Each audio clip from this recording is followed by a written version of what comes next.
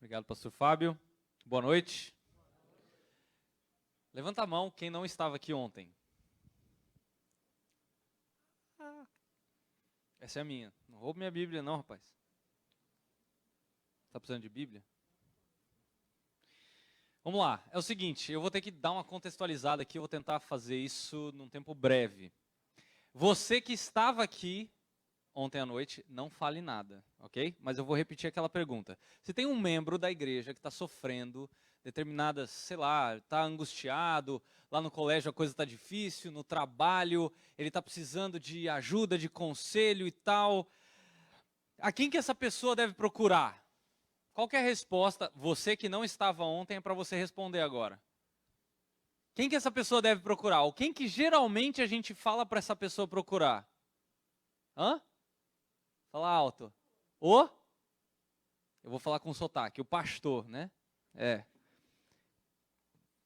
Pô, o cara ganha salário. É para isso que ele serve, não é?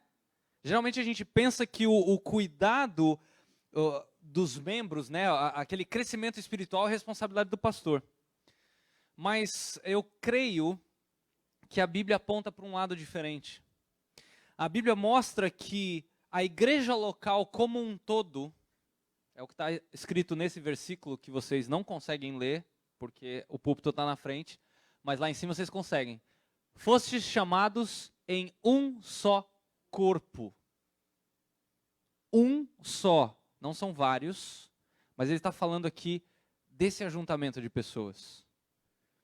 A minha ideia é desenvolver com vocês que a igreja local como um todo deve estar envolvida no cuidado uns para com os outros. Esse cuidado é o que a Bíblia chama de discipulado. E o que nós vimos ontem, só para você começar a pegar aí, o pessoal vai passar na tela só os títulos daquilo que a gente viu, tá? Então a primeira coisa que a gente viu é o que é o próprio discipulado. E o que eu propus aqui é que o discipulado não é uma relação entre mestre e aprendiz, não é uma pessoa que vai dar aula para outra, e sim uma via de mão dupla. Um aprende um com o outro. A segunda coisa que eu tratei é que o que é o fundamental no discipulado, que é o ponto 2. Ter um discurso alinhado com a prática. Porque uma coisa é você simplesmente falar daquilo que é certo, outra coisa é você praticar aquilo que você está falando. E se o nosso discurso não está alinhado com a nossa prática, não vai haver aprendizado. Vai haver um entendimento teórico do que é discipulado, mas não um entendimento prático do que é discipulado. E aí a gente vai criar um cinismo. E disso a igreja, infelizmente, está cheia hoje. A terceira coisa que a gente viu é quem que eu devo discipular. Tá passando? Não. Dá uma olhada. Olha o segundo slide, foi aquilo que eu acabei de falar. Passa para o próximo slide. O que é fundamental no discipulado? Isso. Tá? E aí, a terceira coisa que a gente viu é quem deve discipular. São só os líderes. É só o pastor? Não. Todo cristão, todo aquele que nasceu de novo deve discipular. E eu mostrei através desses textos, que são os famosos uns aos outros, que toda a igreja deve estar envolvida nisso. Não é uma ou outra pessoa, não é quem faz parte do ministério X ou Y. Toda a igreja tem que estar envolvida em discipulado. Todo mundo que já nasceu de novo deve estar envolvido em discipulado. E qual que é o conteúdo do evangelho, do discipulado? Eu já dei a resposta. O evangelho. É o evangelho que vai nortear uma relação de discipulado. Por isso que todo cristão ele está apto para discipular. Se ele já nasceu de novo, ele entendeu o evangelho. Então ele sabe aquilo que deve nortear a relação de um discipulado. É aquilo justamente que o salvou da condenação do inferno. O evangelho é o centro do discipulado. Nós também vimos que discipulado, ele é em certa medida confrontação.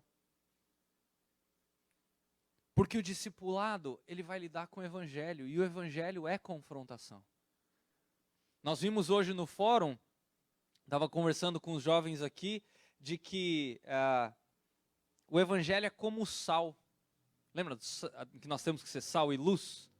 É como o sal. E o incrédulo, como ele é alguém que ainda não está aos pés do Senhor, ele é como uma ferida aberta. E aí você vem com o evangelho e cai em cima da ferida aberta. O que acontece? Arde. Mas isso significa que está fazendo efeito, está cicatrizando. Então, quando você pregar o evangelho para alguém e essa pessoa ficar meio arredia daquilo que você está falando, isso não é um mau sinal. Provavelmente significa que essa pessoa está pensando na mensagem. O discipulado, ele é confrontação. Porque nós somos incentivados a obedecer a Deus. E isso significa fazer morrer a nossa velha natureza. Isso gera conflito. Isso é normal. E a última coisa que nós vimos ontem é que o discipulado leva tempo. Não dá para a gente lidar com o discipulado como 7 passos para isso, 3 encontros para isso. Não. O discipulado tem um começo, mas ele não tem um fim. Ele é até o final da sua vida. Então hoje eu quero ver com vocês, prometo ser um pouco mais prático. Ontem a gente viu um pouquinho mais de teoria. E eu quero no final tentar responder para vocês como fazer discipulado. Mas primeiro nós precisamos passar pela teoria, tá? Então, ontem uma frase ou uma expressão que eu citei foi cultura de discipulado. O que é uma cultura de discipulado? Ponto 7. Eu mencionei essa expressão, mas o que é isso? A cultura de discipulado é quando os membros da igreja, eles não precisam permissão para amar uns aos outros, promovendo o bem espiritual uns dos outros. Pastor, será que eu posso chegar naquele irmão que está sofrendo? Você não tem que perguntar para o pastor. Você tem que ir e chegar nessa pessoa e amar essa pessoa. E sentar com ela e conversar com ela. E ouvi-la, entender o que está acontecendo. E fazer com que o evangelho possa ajudar essa pessoa naquilo que ela está passando. Essa cultura, ela não é um programa. Mas tem que ser algo que está no DNA da igreja. Maneira como nós vivemos. Como nós nos relacionamos. No sentido mais básico, é isso que significa sermos cristãos vivendo juntos. Eu usei essa expressão para um jovem com quem eu estava conversando ontem. Discipulado é que nem quando você olha para aqueles filmes medievais e você vê o cara preparando uma espada. Está lá um metal, que é a espada, e ele vem com um martelo, uma marreta, para deixar a espada mais lisa, principalmente na ponta. E ele vai e ele bate com aquele martelo. O que acontece quando o martelo bate naquela espada? Sai o quê? Faísca. O que Provérbios nos fala? Assim como ferro, afia o ferro, sai faísca. Mas assim ele faz com o seu irmão. Essa é a ideia. O problema é que nós vivemos hoje numa realidade antidiscipulado, ainda que repleta de programas e livros sobre discipulado. Qualquer pessoa que começa a estudar, por exemplo, mudança de cultura em determinadas organizações, vai descobrir que não é algo que acontece da noite para o dia. Não adianta depois de hoje, por exemplo, o seu pastor falar assim, ok, a partir de agora a gente vai implementar aqui na nossa igreja um programa de discipulado. E achar que só com o programa vai resolver. Mudança de cultura vai trabalhar com hábitos e isso leva tempo. E levou-se muito tempo para que as igrejas evangélicas de hoje se tornassem, por exemplo, escravas do consumismo. As igrejas não vão sair dessa cultura da noite para o dia. Elas já estão acostumadas. É só olhar para o crente, por exemplo, procurando igreja. Talvez eu fale daquilo que alguns de vocês já fizeram, não se sinta ofendido. Mas, por exemplo, quando o crente ele vai sair de uma igreja e vai para outra, o que ele faz? Se ele tem filho, ele fala, como é que é o espaço das crianças aqui nessa igreja? Deixa eu ver. Tem lugar para eu deixar meu filho? Ah, tem pequeno grupo, tem célula? Ah, não, essa igreja é muito fraca, vamos para outra. Ninguém chega numa igreja e fala assim, olha, tem alguma coisa que eu posso fazer? Eu posso ajudar em algum lugar? Tem algum ministério que eu possa servir, que eu possa contribuir? Eu sou uma pessoa ocupada, mas eu vou encontrar tempo para servir naquilo que vocês precisam, seja o que for. No que eu posso ajudar? Você conhece alguém? Eu nunca ouvi nenhum crente chegar numa igreja onde eu estava e perguntar coisas desse tipo. É difícil. As pessoas já vão com um checklist pronto e elas avaliam tudo do começo ao fim. As pessoas escolhem a igreja pensando no consumo. Por exemplo, se a pregação não falar mal de mim, se ela não fica falando de pecado, se ela não vai machucar a minha zona de conforto. Há uma igreja que não diga, ela não prega Filipenses 2, que eu tenho que estar submisso ao meu irmão, que o meu irmão é mais importante do que eu. Uma igreja que não vai pedir para eu ficar prestando conta uns para os outros, como a gente falou aqui à tarde. Essas pessoas procuram uma igreja onde elas possam viver uma impessoalidade. Em outras palavras, elas estão procurando um clube, não uma igreja. Sair de uma cultura de consumo para uma cultura de discipulado é algo muito difícil.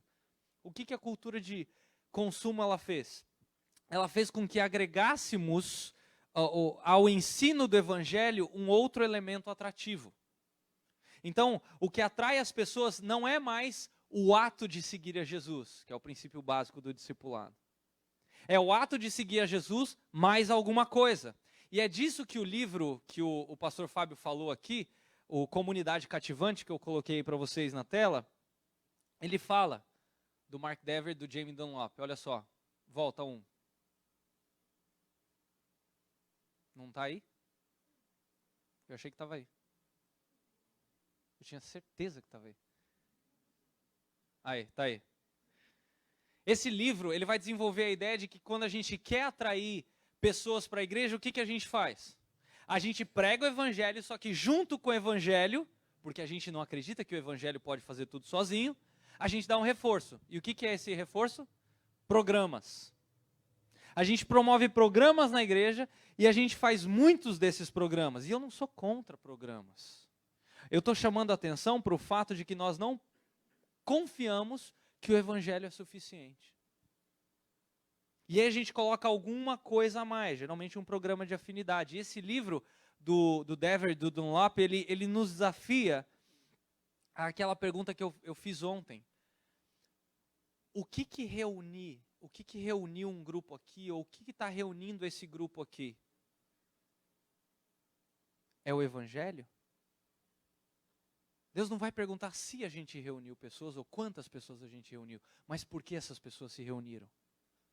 O motivo pelo qual essas pessoas se reuniram. Será que nós podemos um dia, sinceramente, falar assim, o meu grupo pequeno, por exemplo, se reúne apenas por causa da palavra de Deus? Ou o programa tal que a gente está promovendo na igreja? Ele é apenas por causa da palavra de Deus? Mudança de cultura, de consumo para mudança, para a cultura de discipulado, vai envolver um elemento chave, que é o que eu coloquei aí, envolve credulidade. E, gente, eu estou falando do meu coração. Eu, como pastor, muitas vezes sou tentado a mover os palitinhos aqui para fazer com que mais gente chegue. Que pastor que não quer ver a igreja cheia? Nós somos céticos, muitas vezes, de achar que a palavra é suficiente, de que ela basta.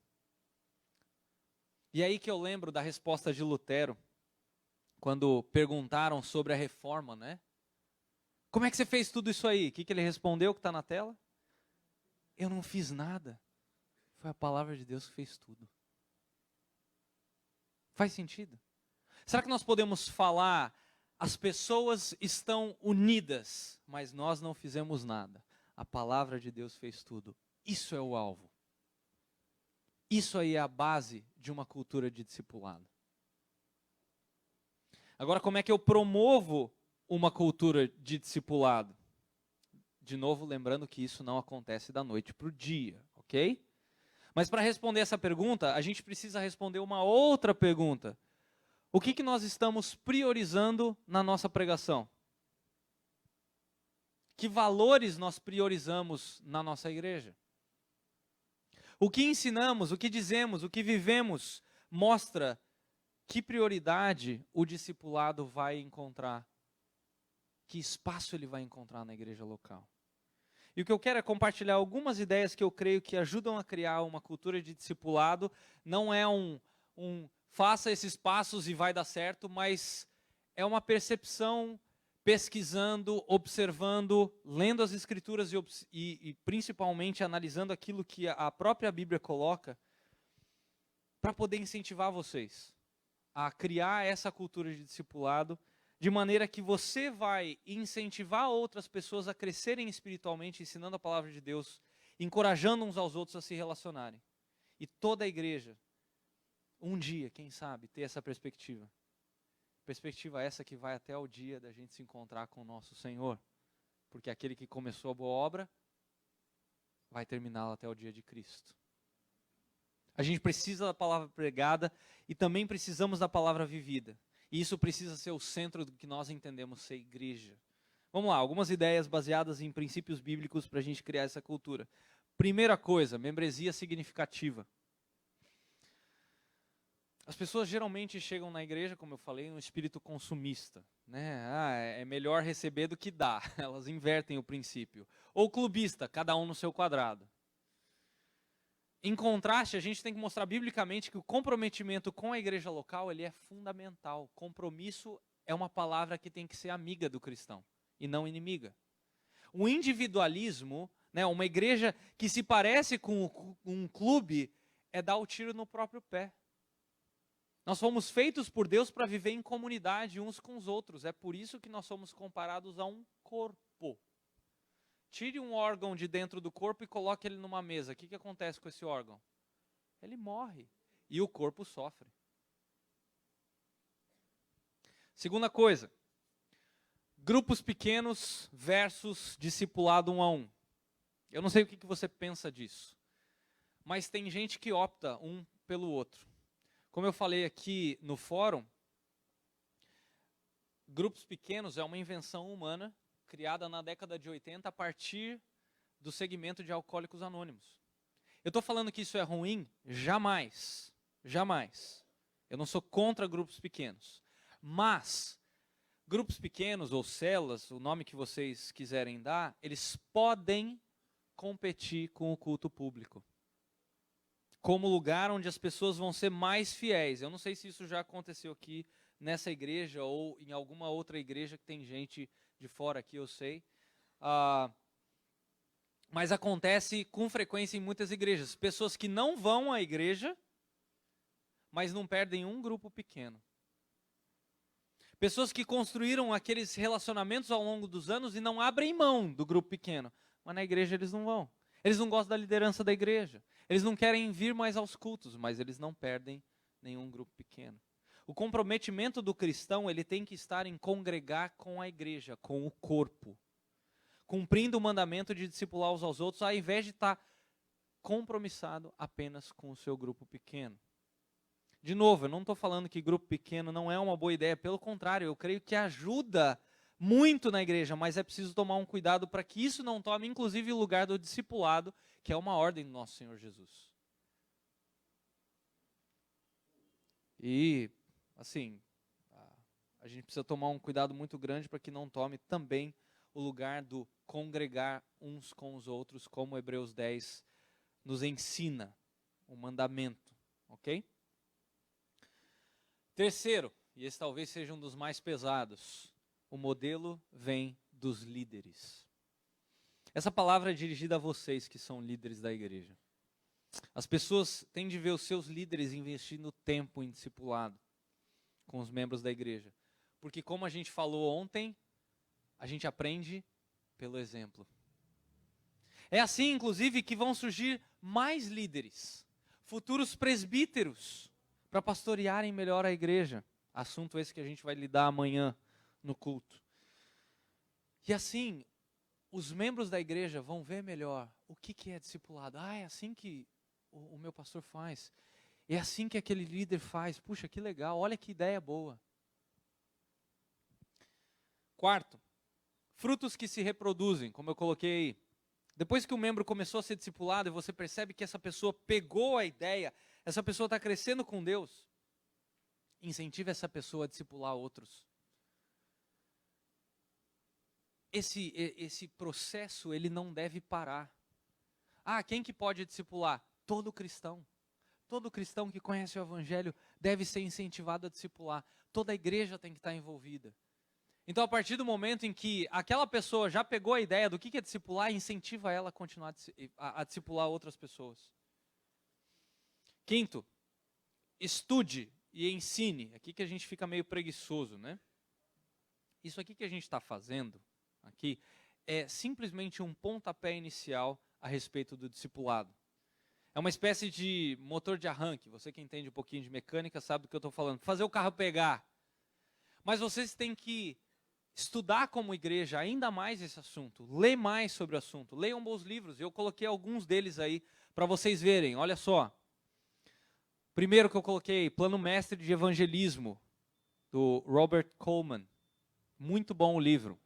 O segundo, verdinho aí, é do próprio Mark Dever.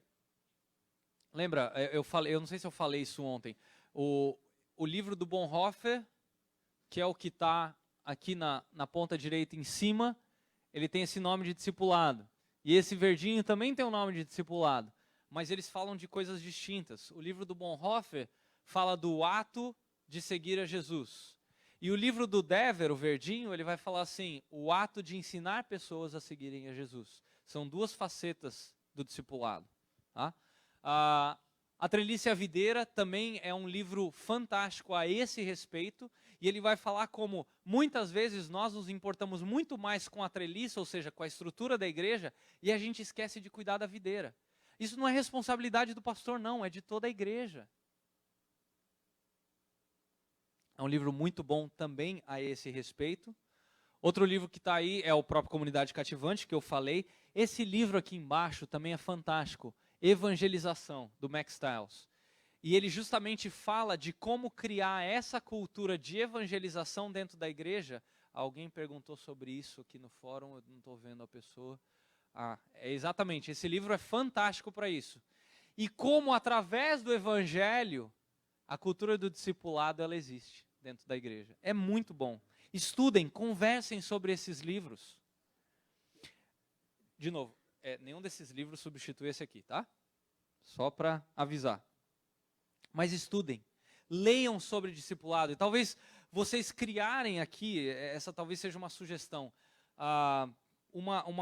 princípios básicos sobre discipulado para dar algumas vezes por ano para aqueles que chegam na igreja, talvez 2 vezes por ano, né?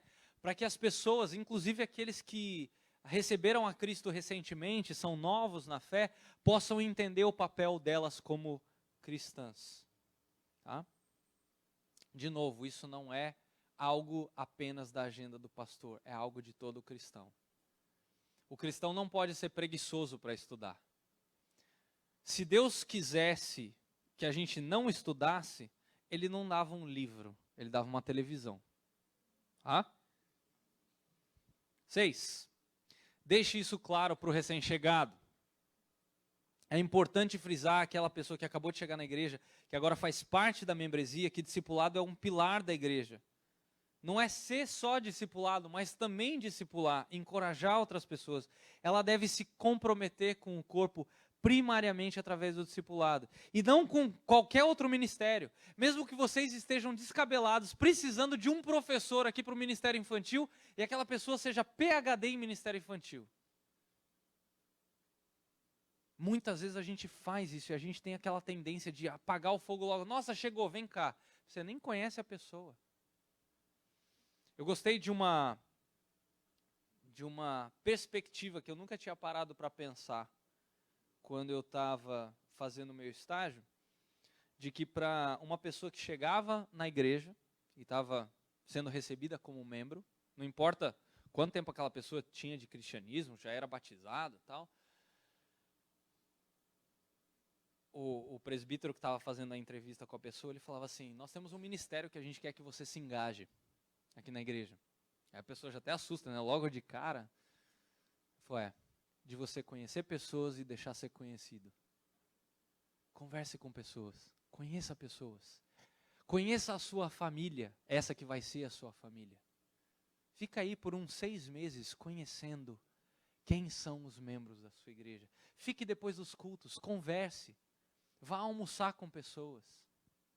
Tenha esses relacionamentos mais alinhados. Lembrar essas pessoas logo de início, daquilo que o próprio pacto dos batistas falam, né? Comprometendo-nos a ter cuidado uns dos outros. Tá? Letra G. Use grupos pequenos. Olha, eu falei que eu não era contra. Use grupos pequenos como ponte para o discipulado 1 a 1. Os grupos pequenos, eles são um ótimo lugar que servem de trampolim para a gente observar pessoas para quem a gente quer investir. Às vezes a igreja é grande, você não conhece determinado irmão, mas você fala, pô, onde é que eu vou achar alguém? Se você faz parte de um grupo pequeno, ali você cria uma afinidade maior. Esse é um local que você pode usar para isso. Né? Já dentro do grupo, mais afinidade, mais fácil de você caminhar com uma pessoa assim. Última, ore. Geralmente a gente esquece dessa parte aqui. Ore para que o discipulado aconteça. É importante como igreja que se ore para que as pessoas invistam nas vidas uns dos outros. Orar para que os membros possam falar a verdade em amor uns para com os outros. Gente, isso é uma demonstração de amor. Gálatas 6 vai falar sobre isso. Quando você vira aquele seu irmão que está lá no chão, você tem que ajudar esse irmão a levantar. E não é dando tapinha nas costas que você faz isso, não. É confrontação. E eu sei que isso é difícil. Mas isso é a maior demonstração de amor que você pode ter. Não é apontar o dedo, falar, seu pecador miserável. Não, a lei já fez isso. Você não precisa fazer isso. O que você precisa lá é ajudar aquela pessoa a entender que ela precisa se arrepender.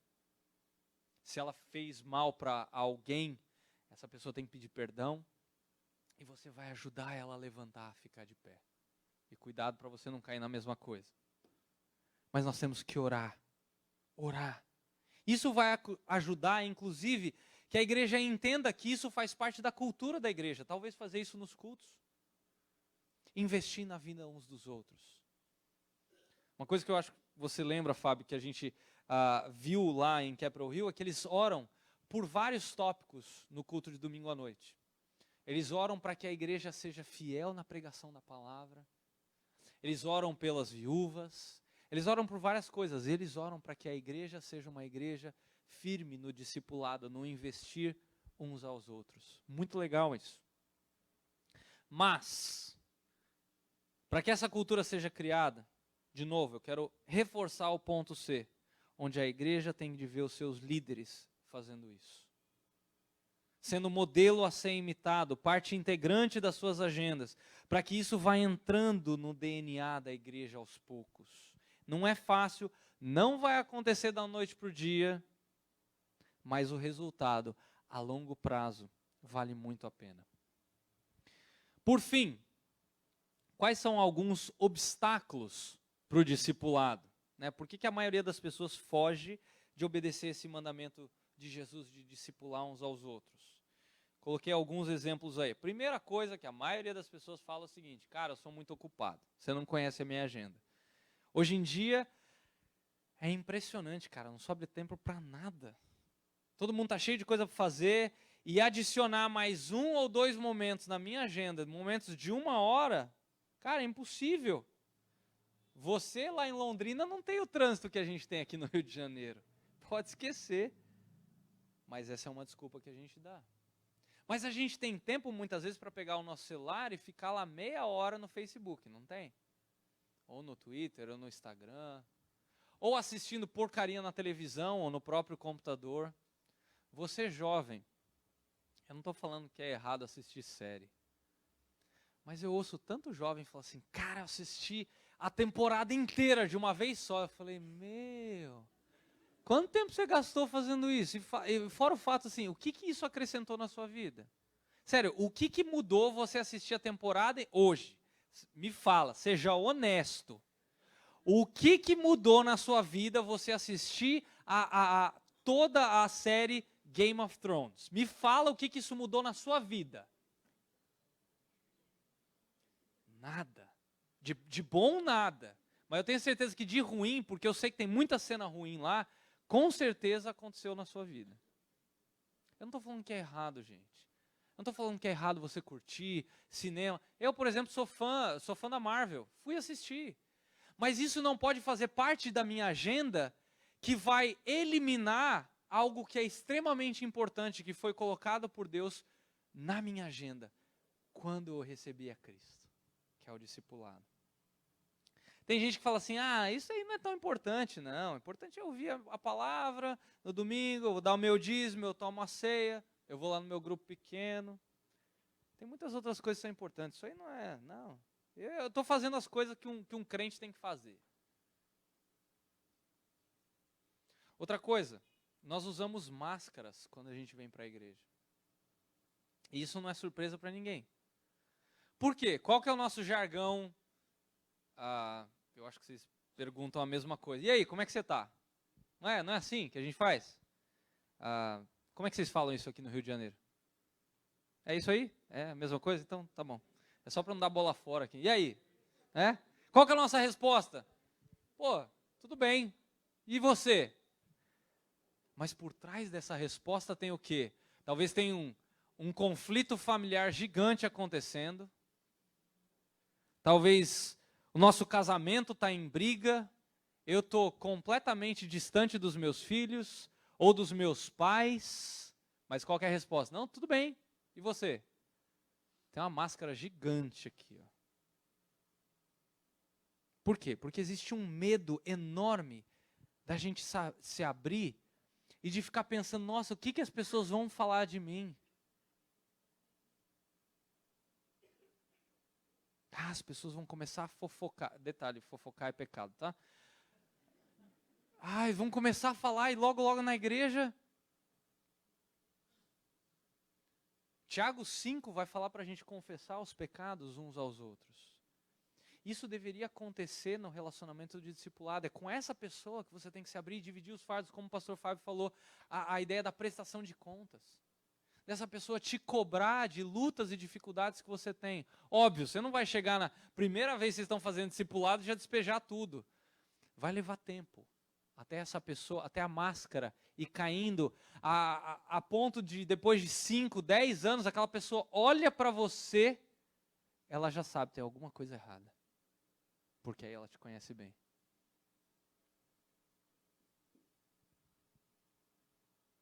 Essa é a resposta básica que a gente ouve. Não, tá tudo bem. E a gente fala isso para se proteger, né? A vida tá um caos, mas você sabe que isso tem um nome.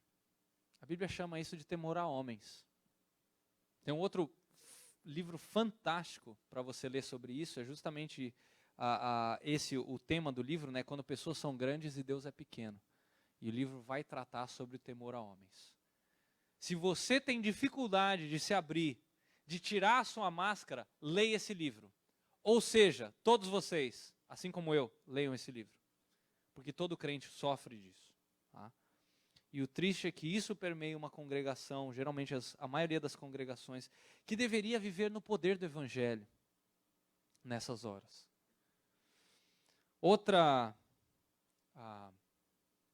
obstáculo, né, que as pessoas falam sobre por que elas não discipulam, é que elas não querem se envolver com a vida uns dos outros. Muita gente foge de discipular porque elas fogem de problemas. Eu já tenho os meus, para que eu vou ficar me envolvendo com o problema dos outros? Outra, discipulado custa tempo. Isso pode causar dor de cabeça para mim. Se essa pessoa começar a falar dos problemas dela, eu não sou terapeuta. Eu não tenho que me virar com isso não. Deixa que a pessoa se vire. Mas isso é egoísmo. Pessoas que falam assim, eu não vou abrir mão do meu tempo, ou eu não tenho capacidade de lidar com isso. Por fim, tem gente que também acha que isso é coisa de psicólogo. Sem ofender, eu não estou ofendendo nenhum psicólogo aqui que esteja presente aqui, mas hoje em dia as pessoas tendem a pensar que a bagunça na vida das pessoas, dos cristãos, só pode ser resolvida por profissionais. Eu creio, à luz da palavra, se você olhar aquilo que 2 Pedro 1,3 diz, que os cristãos comuns, eles podem fazer a diferença na vida das pessoas pelo poder do Evangelho. Se essa pessoa não tem uma doença, nada que seja fisiológico ou orgânico, eu creio que o evangelho pode sarar. Mas a desculpa que a gente dá é, não, isso aí é só profissional para lidar. Vou contar um caso para fechar esse ponto, que eu ouvi na igreja do meu irmão. Uma moça diagnosticada com síndrome do pânico. Quem foi em São Paulo sabe de um lugar lá que existe em São Paulo, chamado Vale do Anhangabaú. Tem uma ponte em cima. Essa mulher, essa senhora já, ela tinha pânico de achar que se ela passasse pelo vale, aquele vale ia cair nela. Então, ela, para ir para a igreja, ela precisava passar. Ela tomava um ônibus, parava antes do vale, atravessava o vale por cima andando, e aí pegava um ônibus do outro lado. Um trabalhão. Ela tinha medo de ir ao supermercado sozinha, que era na frente, literalmente na frente da casa dela. E ela não segurava, não colocava os netos no seu colo, porque ela tinha medo de não conseguir dar o carinho e isso fazer com que os netos caíssem do seu colo. Ela chegou no gabinete pastoral, o pastor dela falou que ela chegou assim, completamente dopada, por conta dos muitos remédios para controlar isso, né? Aí esse pastor, ele tem um médico na igreja dele, que ele mandou essa mulher para esse médico, para ele fazer de maneira correta, fazer uma desova desses medicamentos, e ele começou a conversar com ela com o evangelho. E ele foi mostrando para ela, por exemplo, que aquele vale do Anhangabaú era o vale da sombra da morte dela. Eu tinha uma percepção errada desse tipo de caso. Eu falei, não, Jesus resolve e você não tem que, isso aí é balela, você não tem que. Não, ele falou, cara, a Bíblia manda a gente chorar com os que choram. Se fazer fraco para com os fracos. A gente tem que chorar com essas pessoas porque o medo dessas pessoas é real. Existe, o medo dela existe. Ela achava que o vale ia cair. O objeto do medo não é verdade. O vale nunca caiu, está lá ainda até agora. Até onde eu saiba, né? Então ele foi trabalhando com essa senhora à luz da palavra de Deus para mostrar, Deus nunca prometeu que você não vai passar pelo vale. Ele prometeu que ele vai lá com você e passar o vale com você. E ele foi tratando princípios bíblicos e aquela mulher foi começando a olhar para Cristo, diferente de Pedro que olhou para a tempestade, lembra que a gente falou ontem? Mas ele ajudou aquela moça, aquela senhora, a olhar para as escrituras e ver como os olhos dela estavam nas lutas, nas dificuldades, ao invés de estar no Salvador. Essa mulher hoje passa pelo vale da sombra da morte, que era o vale da sombra da morte dela. E ela vai para a igreja com um ônibus só, ou quando ela vai de carro. Ela vai ao supermercado, faz compra, o marido dela até falou para o pastor, o pastor, não dá para fazer um aconselhamento reverso, porque ela está gastando muito. Mas aquela mulher está tão feliz de poder ser a responsável por cuidar da despensa da casa, que isso hoje move o coração dela. Os netos também a mesma coisa, os netos passam pelo pastor e falam, pastor, a vovó está curada, né? E o pastor fala, foi o Senhor Jesus que curou a vovó. Nós não acreditamos no poder do evangelho, nós somos céticos. Isso muitas vezes nos impede de fazer isso, de ajudar uns aos outros. Por isso, meu estímulo para vocês: creiam que o evangelho é suficiente. Creiam que essa igreja pode ser muito mais à luz do evangelho, para que essas pessoas de fora daqui, dessa região, possam ver justamente aquele outro livro que o pastor Fábio apresentou. A igreja como um evangelho visível. E aí, vocês vão estar alcançando mais pessoas para o Senhor, para a glória dele. De maneira prática, para encerrar, vocês devem estar se perguntando, ok, como é que a gente faz esse negócio? Vamos lá. Um exemplo para mim que era bem interessante, Quantos aqui moram perto da igreja? Levanta a mão. Boa parte. Algo interessante que acontecia era os membros se encontrarem para almoçar juntos. Todo mundo aqui tem que almoçar, certo? Então você pegar um membro que em determinado momento ele trabalha perto de você e você ir lá, se você tiver o tempo, e almoçar com ele, tomar esse tempo de almoço para conversar e relembrar, olha, você está passando por aquele problema, né, no seu trabalho. Como é que aquilo que a gente viu no culto de domingo à noite, na passagem tal, pode te ajudar a vencer isso? Relembre, faça com que o discipulado seja uma reverberação do que é ensinado aqui. Felizmente vocês têm uma igreja muito bíblica, gente. Vocês têm que dar glória a Deus por isso. Faça o púlpito reverberar nas suas conversas. Era interessante, por exemplo, quando a gente queria conversar com o pastor lá na Capital Hill, ele chamava a gente para dar voltas no quarteirão, que ele estava trabalhando na igreja. Então, a gente saía para andar, a gente andava alguns quarteirões e voltava para a igreja. E esse era o tempo que a gente tinha para conversar, para orar junto. Pô, mas a minha agenda é muito ocupada. Ok. Tem algum momento em que você vai ao banco, ao supermercado? Chama uma pessoa para ir com você. Você não precisa ir sozinho. Vai junto. Como é que eu começo? Como é que eu escolho uma pessoa? Provavelmente você tem pessoas já aqui na igreja que você tem mais proximidade. Lembrando que não existe discipulado missionário. Você discipula uma pessoa do mesmo sexo, ok? Então, não vai que, não, eu quero investir. Não, investir você faz outra hora, tá? Aí, agora investir no crescimento espiritual da pessoa, não no seu crescimento amoroso. Você já tem gente que você tem mais afinidade. E, invariavelmente, vai acontecer de uma pessoa mais velha caminhar com uma pessoa mais nova. Isso é normal, gente. Mas não está errado em, de repente, pessoas da mesma idade fazerem isso. De novo, a ideia é que você incentive aquela pessoa e aquela pessoa te incentive a caminhar mais perto do Evangelho. Então, você tem que olhar para o seu círculo de amizades e ver com quem que você pode investir tempo. E, de novo, não precisa ser necessariamente, pode ser, mas não precisa ser, você pegar a Bíblia, aí vai sentar numa mesa, na igreja, vem numa salinha que deve ter aqui na igreja. Ok, vamos estudar a Bíblia junto. Não é só isso. Por que eu estou falando que não é só isso? Digamos você que já tem carteira de motorista, vai discipular um adolescente que ainda não dirige. O que você faz? Vamos lá no banco, preciso pagar umas contas, vem comigo. Esse adolescente entra no carro, ele vai ver o jeito como você responde a um sinal vermelho, como você responde à lei que diz que você tem que usar o cinto de segurança, como você responde a quando alguém te fechar no trânsito, se você vai xingar o cara, vou chamar ele de abençoado.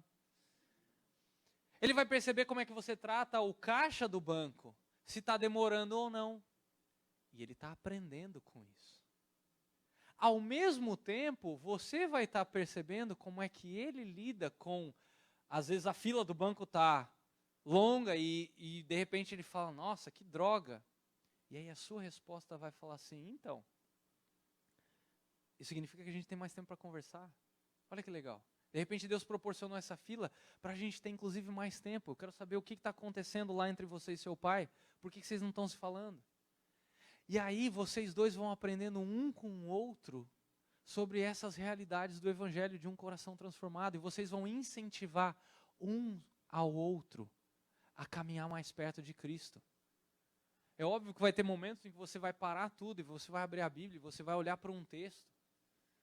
Mas não quer dizer necessariamente que tem que ser sempre algo formal. É enquanto você caminha, nós discipulamos. Por isso que eu estou falando, não é algo de outro mundo. Não é algo só do pastor, todo crente tem que fazer isso. E eu garanto para vocês, a sua vida, por mais que você esteja discipulando alguém mais novo, mais imaturo, tal, a sua vida vai mudar se você fizer isso. Eu garanto para você. Porque a partir do momento em que você ouve o Evangelho vai entrando cada vez mais no seu dia a dia. nas suas relações, nas suas percepções no que diz respeito ao trabalho, família, trânsito, contas a pagar, tudo. A sua perspectiva vai mudar frente às lutas que você tem. Ao invés de colocar as suas forças para fora, você vai falar: Deus, eu já fiz aquilo que era necessário. Eu vou falar para você, eu pude experimentar isso ontem, com um dos rapazes com quem eu faço discipulado. Eu estava no aeroporto, para aqueles de vocês que não sabem, porque o pastor Fábio deu uma segurada na notícia. Eu chego aliás, eu acordo 5h15 ontem da manhã, e eu olho, o meu celular está um e-mail assim da companhia aérea: o seu voo foi cancelado. Meu voo era 6h50 da manhã, o e-mail chegou às 4h. Aí eu acordei e vi o e-mail. Eu falei, bom, melhor lugar para você resolver uma questão dessa é no aeroporto. Então, eu vou tomar meu banho e vou para o aeroporto. Aí tomei banho. A hora que chegou, eu saí do banho e tal, vi que tinha um outro e-mail da companhia aérea. Falei assim, olha, quando você chegar no aeroporto, o seu avião já estará no pátio. Ah, legal, que bom, resolveu, né? Ótimo. Fui para o aeroporto, fiz o check-in já indo para o aeroporto. A hora que eu chego lá, uma fila quilométrica no aeroporto. Pessoal bravo pra caramba, gritando, indignado. Aí eu fui tentar entrar, porque eu já estava com meu cartão de embarque no celular e tal. Aí eu olho pro monitor lá, voo cancelado. Eu falei, como assim? O e-mail falou que o avião ia estar aqui.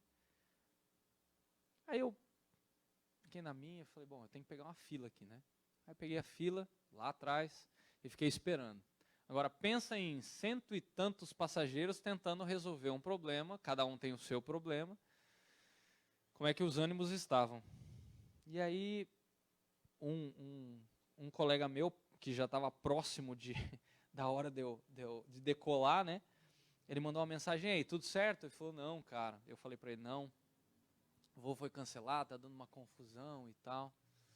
E aí ele me relembrou justamente. Ele falou, isso não está nas suas mãos para controlar. Ore e peça para Deus te dar sabedoria em como lidar com a soberania de Deus. Cara, aquilo me incentivou, por exemplo, quando a supervisora da companhia aérea veio para tentar resolver cada caso, quando ela chegou perto de mim, me relembrou que aquela mulher não tem culpa de nada. Porque às vezes a gente vai esbravejando, né? Pô, mas eu tenho horário, tal, eu tenho que estar lá no Rio de Janeiro, babá. E por causa dessa mensagem que esse meu amigo me mandou, pelo Espírito, eu pude falar para ela, olha, eu sinto que você está passando por tudo isso. Eu não queria estar na sua pele. Mas, se você puder fazer alguma coisa para me ajudar, porque eu preciso estar lá no Rio de Janeiro, né, até tal hora, porque tem, assim, eu vou para um congresso, as pessoas prepararam lá, tem muita gente lá, né, e ia ser muito ruim, né, se eu perdesse a data e tal. Ela falou, tá bom. Passou mais uma hora, ela cruzou por mim, eu falei assim, você lembra de mim, né? Você não esqueceu de mim, né? Ela falou assim, Galeão, né? Que era onde eu tinha que aterrissar. Ela falou, não esqueci, pode deixar. Eu fui chegar no guichê, era 9h25. Eu cheguei na fila 10:06, 15:06. Eu cheguei no guichê 9h20. Eu já estava cansado de ficar em pé. Aí ela veio me atender. Ela falou, eu faço questão de resolver o seu problema porque você foi diferente das outras pessoas. E eu na hora falei, Deus, obrigado, porque eu fui relembrado pelo Felipe do teu evangelho. E de como um crente deve agir numa situação como essa. E, felizmente, para encurtar a história, diferente de vários outros passageiros, pela graça de Deus, eu consegui pousar no Santos Dumont às 5h30. E apesar do trânsito, meu Ayrton Senna ali, ele conseguiu me trazer em tempo da gente chegar aqui e deu tudo certo. Gente, o discipulado faz isso. Não porque tem alguma coisa em nós, mas porque quem criou isso foi o nosso Senhor Jesus e Ele não erra. E eu quero incentivar você a essa prática. Que Deus permita que essa igreja aqui seja conhecida por isso. Um dia, quem sabe se eu voltar aqui para visitar e ouvir do pastor Fábio, olha, quase que a igreja inteira está envolvida em discipulado 1 a 1. Eu tenho certeza que essa igreja vai ser diferente para a glória de Deus. Vamos orar?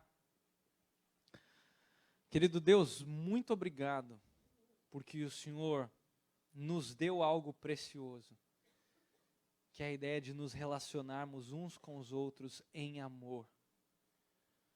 Senhor, que nós lembremos do teu mandamento, de amar como o Senhor nos amou. E assim nós devemos amar uns aos outros.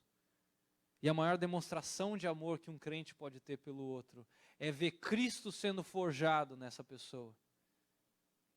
Que nós possamos investir tempo, abrir mão da nossa zona de conforto e investir em outras pessoas. Caminhar junto com outras pessoas, gastar tempo com outras pessoas, orando uns pelos outros. E para que nisso nós sejamos relembrados constantemente da tua palavra. Para que o teu evangelho faça diferença na nossa vida. E que assim, esses que estão ao nosso redor aqui, possam olhar para essa igreja e para outras que estão talvez aqui representadas e verem o evangelho visível em nós. Para a tua glória, não para nós. Nós agradecemos, Deus, muito pela tua graça que nos alcançou. E que nós possamos responder de uma maneira condizente com a nossa vida. Nós pedimos isso, Deus, no nome de Jesus. Amém.